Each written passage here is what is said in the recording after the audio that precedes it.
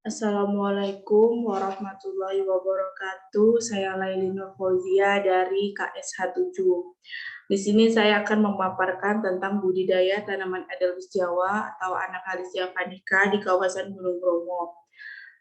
Dengan dosen penanggung jawab mata kuliah saya yaitu Ibu Rida Hati Rambe, SMT MSI.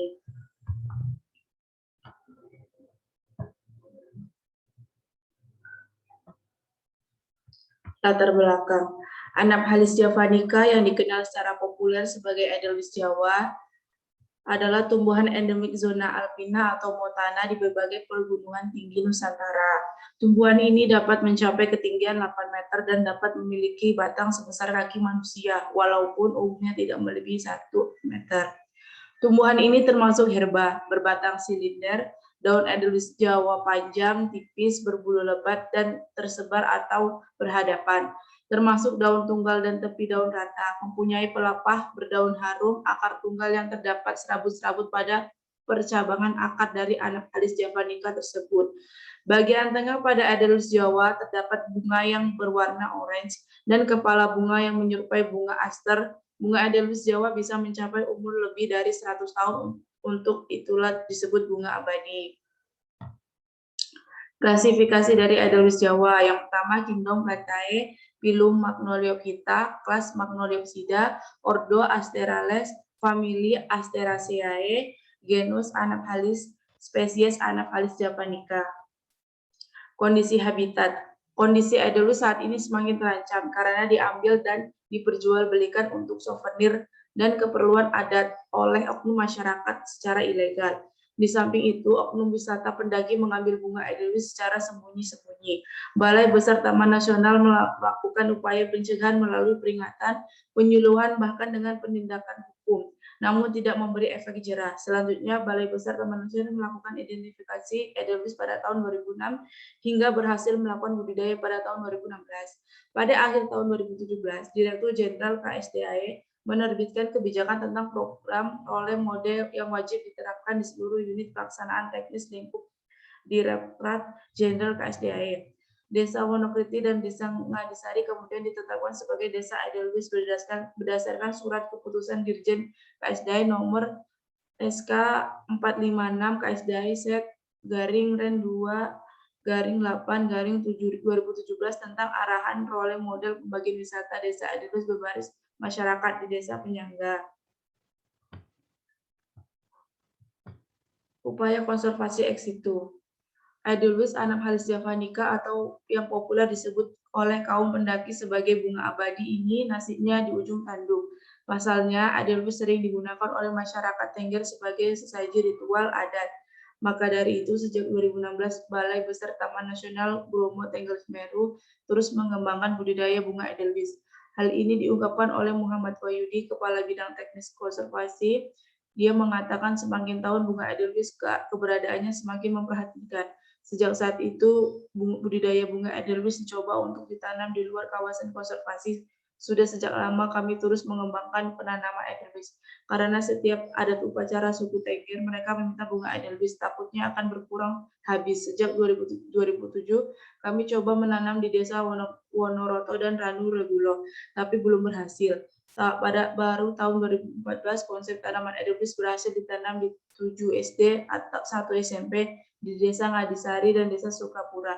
Dari situ bibit Adelwis mulai diproduksi, nantinya masyarakat bisa memanfaatkan Adelwis sebagai sumber ekonomi. Percobaan penanaman Adelwis di luar kawasan konservasi ini tidak mudah, namun meningkatkan kesejahteraan masyarakat dalam kawasan Taman Nasional Bromo Tengger Semeru. Ekonomi yang dihasilkan oleh Adelwis ini sangat tinggi, sementara itu Kepala PTNBS Johnny Kennedy menanamkan bibit Adelwis harus tempat di seluruh desa kawasan TNBTS. Budidaya Adelwis Jawa.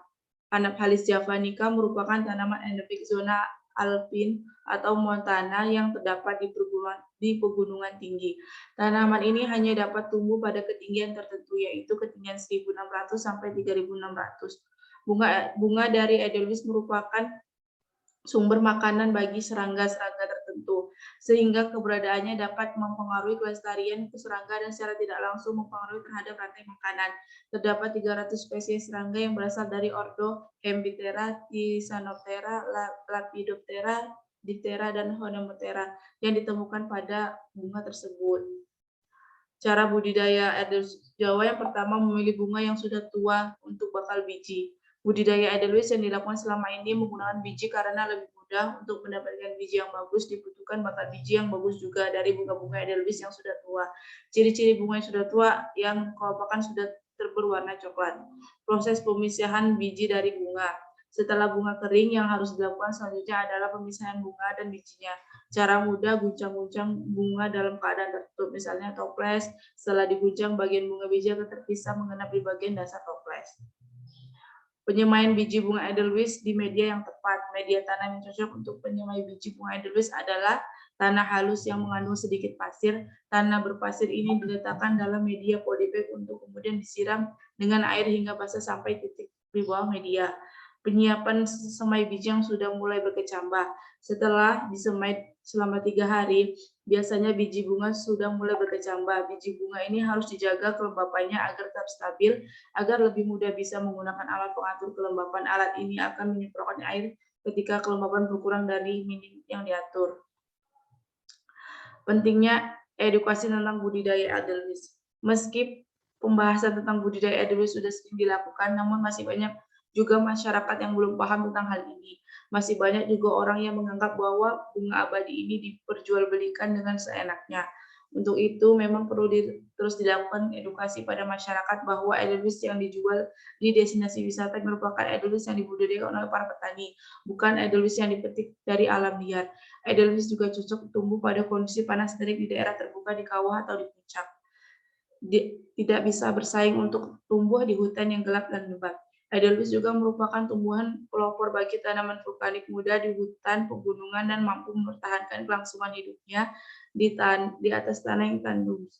Edelweiss Jawa bersifat intoleran dan dapat hidup pada tanah yang miskin kandungan hara karena mampu membentuk mikroza dengan jamur tanah tertentu secara efektif.